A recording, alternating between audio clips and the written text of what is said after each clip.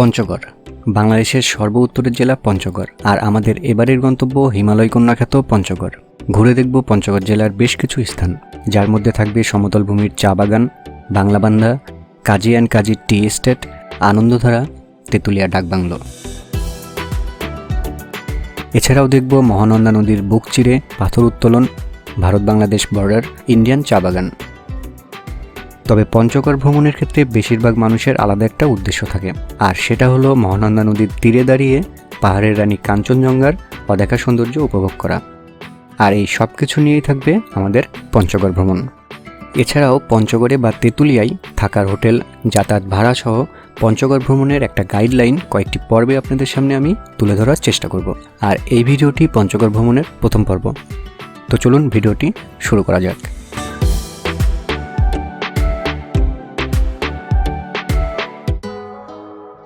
আমরা যাত্রা শুরু করি আব্দুলপুর রেল স্টেশন থেকে। আমরা সর্বমোট 9 জন আব্দুলপুরের শ্রদ্ধেয় বড় ভাই সাগর ভাইয়ের কাছ থেকে বিদায় নিয়ে রাজশাহী থেকে ছেড়ে আসা পঞ্চগড়গামী বাংলাবান্ধা এক্সপ্রেস ট্রেনে উঠে পড়ি। টিকিট আগে থেকেই কনফার্ম থাকায় খুব বেশি ঝামেলার সম্মুখীন আমাদের হতে হয়নি। তবে রাতের জার্নি হওয়ায় যাত্রাপথের খুব বেশি কিছু দেখানো সম্ভব হবে না। আর ঢাকা থেকে পঞ্চগড় পর্যন্ত আসার ব্যাপারে একটু পরেই বলছি। এদিকে আমাদের আরেক ভ্রমণ সঙ্গী অ্যালেক্স মুখের মাস্ক চোখে দিয়ে ঘুম নামক গুরুত্বপূর্ণ কাজটি সেরে নিচ্ছে। আপাতত এ পর্যন্তই। দেখা হচ্ছে পঞ্চগড় তথা বীর মুক্তিযোদ্ধা সিরাজুল ইসলাম রেল স্টেশনে।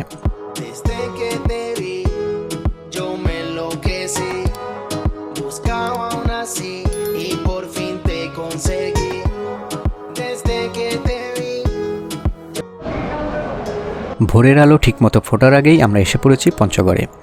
আরেকটি কথা, পঞ্চগড় নামে আসলে কোনো স্টেশন নেই।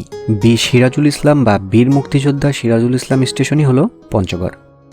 আর বাংলাবান্ধা এক্সপ্রেস ট্রেনটিতে রাজশাহী থেকে পঞ্চগড় পর্যন্ত ভাড়া শোভন 280 টাকা, শোভন চেয়ার 335 টাকা এবং প্রথম শ্রেণীর ভাড়া 665 টাকা। ট্রেন থেকে নেমে স্টেশনের সামনে বেশ কিছু দোকান চোখে পড়বে, যেখানে আপনি চা বা কফি ছাড়াও শুকনো কিছু খাবার পাবেন। আপনি চাইলে পঞ্চগড়ে নেমেই সকালটাকে শুরু করতে পারেন এক কাপ চা অথবা কফির মধ্য দিয়ে। আমরাও সেটাই করেছিলাম। আর এখানে সব কিছুই মোটামুটি রেগুলার প্রাইজেই পাবেন।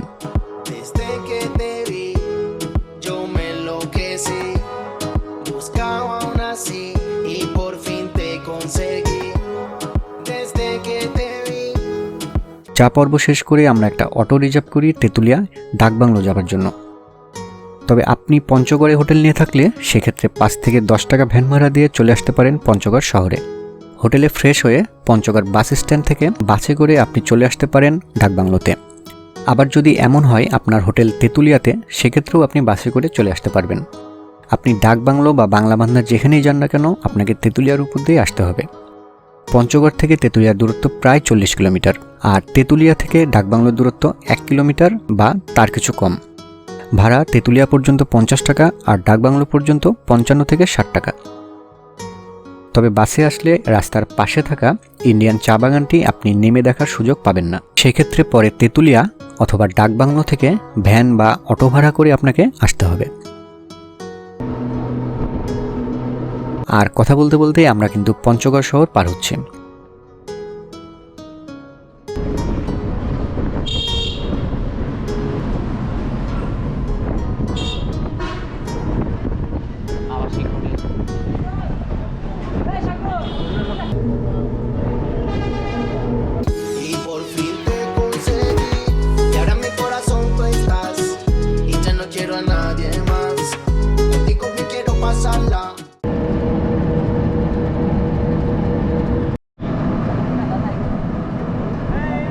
আমরা সংখ্যায় বেশি থাকায় অটো রিজার্ভ করেছি ডাকবাংলো পর্যন্ত। ডাকবাংলো পর্যন্ত আমাদের ভাড়া পড়েছে 600 টাকা। আর অটোতে যাওয়ার সুবিধা হলো আমরা এশিয়ান হাইওয়ের পাশে থাকা ইন্ডিয়ান চা বাগানে 15 থেকে 20 মিনিট সময় কাটিয়ে সরাসরি ডাকবাংলোতে চলে যাব। এই মোটামুটি প্রাথমিক ইনফরমেশন। আর আমরা এখন চলছি এশিয়ান হাইওয়ে দিয়ে তেঁতুলিয়ার পথে। পঞ্চগড় থেকে একটু ভেতরে তেঁতুলিয়ার দিকে প্রবেশ করলেই চোখে পড়বে ছোট বড় বেশ কিছু সমতল ভূমির চা বাগান। আপনারা উপভোগ করুন এশিয়ান হাইওয়ের চারপাশের সৌন্দর্য। আমি ততক্ষণে ঢাকা থেকে পঞ্চগড় আসার কিছু ইনফরমেশন শেয়ার করি।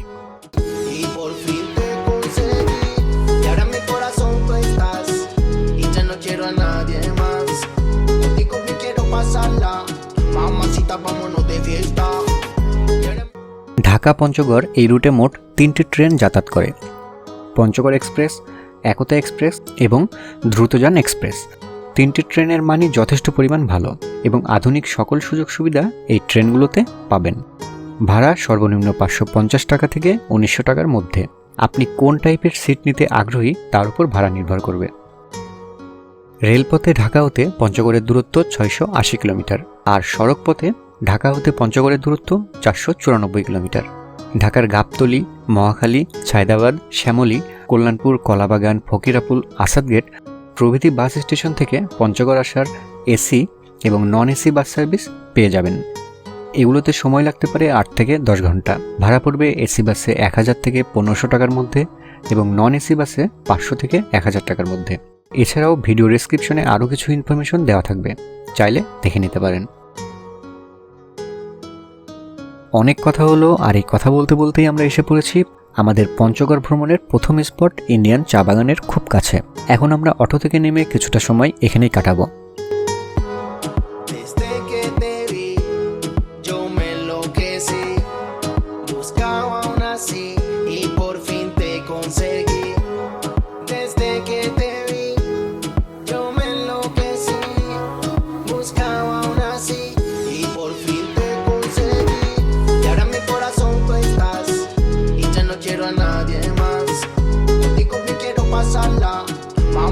Vámonos de fiesta.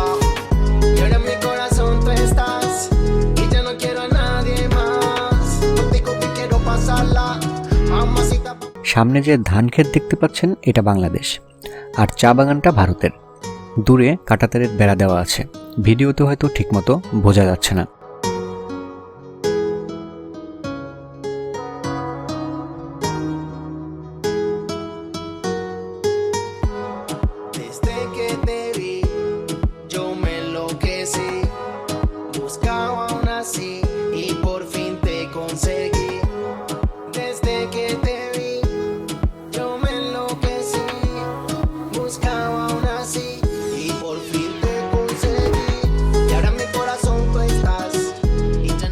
সামনে যে সীমানা প্লারটি দেখতে পাচ্ছেন এটা নোম্যান্স ল্যান্ড। সীমানা প্লারের এই দিকটা বাংলাদেশ আর অপর পাশটি ভারত।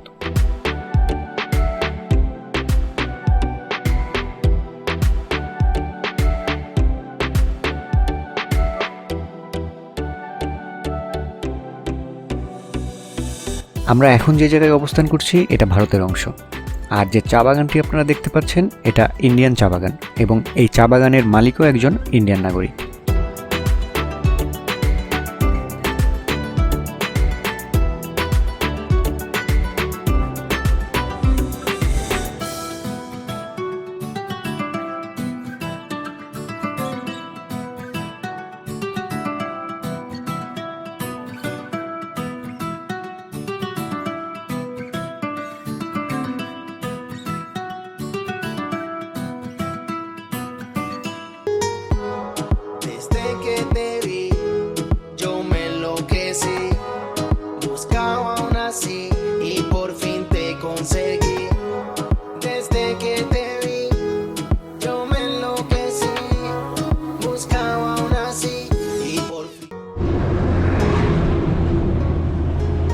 চা বাগান দেখা শেষ করে আমরা এখন তেঁতুলিয়ার পথে।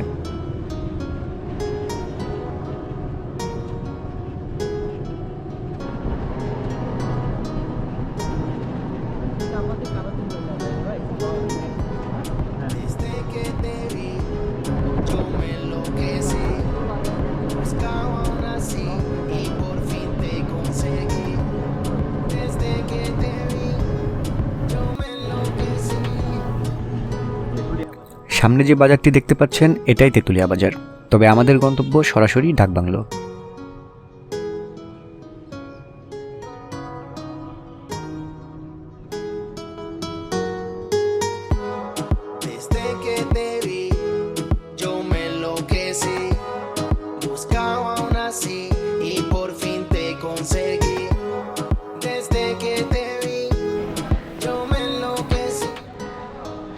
আমরা এসে পড়েছি তেঁতুলিয়া ডাকবাংলোতে। পরবর্তী ভিডিওতে আমরা ডাকবাংলো ঘুরে দেখব এবং ডাকবাংলোতে থাকার জন্য কি কি করণীয় এগুলো সম্পর্কে জানব। এখন আমরা সরাসরি চলে যাব কাঞ্চনজঙ্ঘা ভিউ পয়েন্টে, অর্থাৎ যে জায়গা থেকে কাঞ্চনজঙ্ঘার সবথেকে ভালো ভিউ পাওয়া যায় ঠিক সেখানে।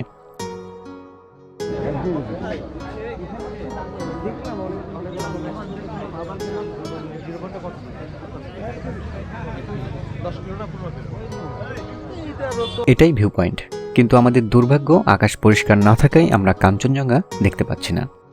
তবে আমি আপনাদের কাঞ্চনজঙ্ঘা দেখাবো এবং ডাকবাংলোর এই মহানন্দা নদীর তীর থেকেই দেখাবো। তবে আকাশ পরিষ্কার থাকলে পঞ্চগড়ের প্রায় সব জায়গা থেকেই কাঞ্চনজঙ্ঘা দেখা যায়। আমরা 2 দিন পর্যন্ত চেষ্টা করেছিলাম, কিন্তু ওয়েদারটা আমাদের সাথে না থাকায় আমরা পাহাড়ের রানী কাঞ্চনজঙ্ঘার দেখা পাই নাই। তবে কাঞ্চনজঙ্ঘার কিছু ফুটেজ দিয়ে আমাকে সহযোগিতা করেছেন আসাদুজ্জামান বাবু ভাই। তার নিজেরও একটি চ্যানেল আছে, লিংক ডেসক্রিপশনে দেওয়া থাকবে, আপনারা চাইলে ঘুরে আসতে পারেন তার চ্যানেল থেকে। এবারে আপনারা উপভোগ করুন কাঞ্চনজঙ্ঘার অসাধারণ রূপ।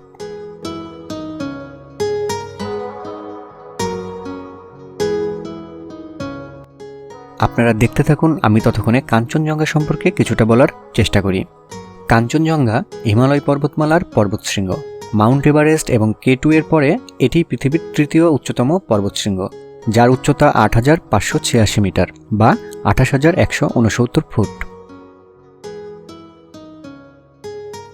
এটি ভারতের সিকিম রাজ্যের সঙ্গে নেপালের পূর্বাঞ্চলীয় সীমান্তে অবস্থিত। আমরা অনেকেই স্লিপিং বুদ্ধ রেঞ্জ সম্পর্কে জানি, আর এই কাঞ্চনজঙ্ঘা স্লিপিং বুদ্ধ রেঞ্জের একটি অংশ। দূর থেকে কয়েকটি আলাদা আলাদা পর্বত একসাথে দেখলে মনে হয় গৌতম বুদ্ধ আকাশের দিকে মুখ করে শুয়ে আছে, আর এটিকে বলা হয় স্লিপিং বুদ্ধ রেঞ্জ। এই স্লিপিং বুদ্ধ রেঞ্জের অর্থাৎ গৌতম বুদ্ধের পেটের যে অংশ সেটি কাঞ্চনজঙ্ঘা।